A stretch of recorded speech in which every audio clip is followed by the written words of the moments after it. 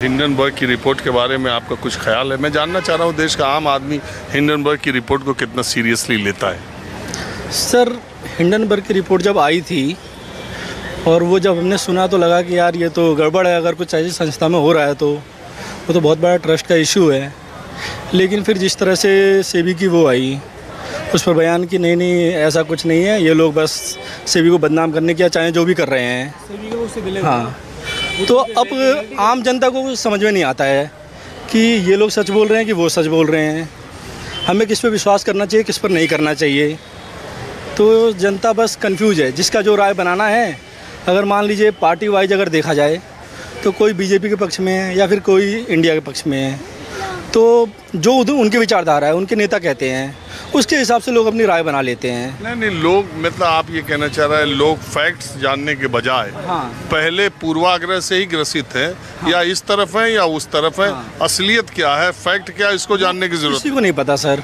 और दूसरी बात, ये जो टेक्निकल चीज़ें होती हैं ना, वो लोगों को समझ में भी नहीं आती हैं इतनी।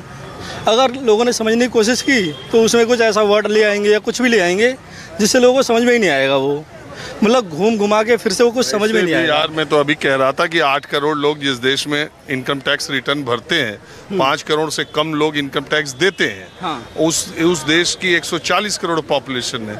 135 करोड़ लोगों को पता ही नहीं है कि ये शेयर मार्केट में पैसा पड़ता कैसे है, इसका फायदा क्या है, नुकसान क्या है। सट्टा बाजार है, सट्टा बाजार। लोगों की राय है कि वो सट्टा बाजार है, तो दे नेवर नो कि भाई वो उसमें नुकसान होना ही होना है। उससे बड़े बड़े ऐसे बागड़ बिल्ले बैठे हुए हैं। सबसे बड़ी आयरनी ये है कि उसके ऊपर सेबी, जो हमारे देश की वाला वो कंट्रोल करने वाली एजेंसी है, वो ही कह रही है, उसके ही बंदे रिलेटिव उनसे मिले हुए हैं आपस में, तो वो आप क्या एक्सपेक्ट कर सकते हो उस चीज़ से। अडानी के बारे में रिपोर्ट आई, शेयर धीरे फॉल डाउन हो गए, धीरे धीरे रिकवर कर लिया ना गवर्नमेंट ने। अडानी भी कमा गया, पैसे कमा गया ना, उससे क्या निकला। आज सेबी के ऊपर कुछ चीज़ें लॉन्च मतलब हिंडनबर्ग ने कल लगाया है, आया है, तो सेबी क्या अपना क्या है कि हम लोग उनसे, उसने जो अपने वो जजमेंट दिया है, मतलब सॉरी स्टेटमेंट दिया है अभी सेबी ने, कि ये है ना हमारे, हाँ, जो भी जो लेडी है ना, उन्होंने दिया है, हाँ माधवी, उन्होंने ये बोला है कि हमारे पास ना ऐसे लगाए गए हैं, हम एक्सेप्ट करते हैं, हम उसका आंसर देंगे, बट उसके बारे में लायबिलिटी कुछ भी नहीं है। वो लायबिलिटी लेने को तैयार ही नहीं है, आप ही मानो, जो कि लायबिलिटी को लेनी बनती है। इसमें कोई डाउट नहीं है।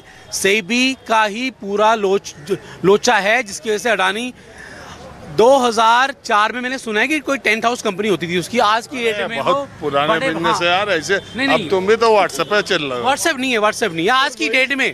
आज की डेट में अंबानी सुना था 2004 में गौतम अंडानी 10th हाउस था। सर मैंने सुना है, बता रहा हूँ आपको मैं, जो मैं कहा जाता है वही बात हो गई ना जो मैं कह रहा हूँ। लोगों को डेटा का कुछ पता ही नहीं है कि क्या तक ये सही जा रहे थे, एकाएक गिरे लोग। नहीं, एक बात तो सुनो सर, ऐसी बात नहीं है। इतनी जल्दी की पूरे मतलब 2 लाख करोड़ का लोन अकेले एक ही बंदे को मिला हुआ है, और देश की वो सारी एजेंसी खरीद रहा है। एयरपोर्ट भी, पोर्ट्स भी, सारे उसको जा रहे हैं, सब कुछ उसको जा रहा है। ऐसा कैसे हो रहा है सर? मतलब मैं ही गवर्नमेंट में हूँ और मैं आपको लोन दे रहा हूँ, आप खरीदते रहो। तो आपको क्या लगता है इसमें? मेरे को लगता है कि ये बिल्कुल होनी चाहिए। इससे बड़ा घोटाला कोई उस देश में, इससे बड़ा तो कोई घोटाला है ही नहीं।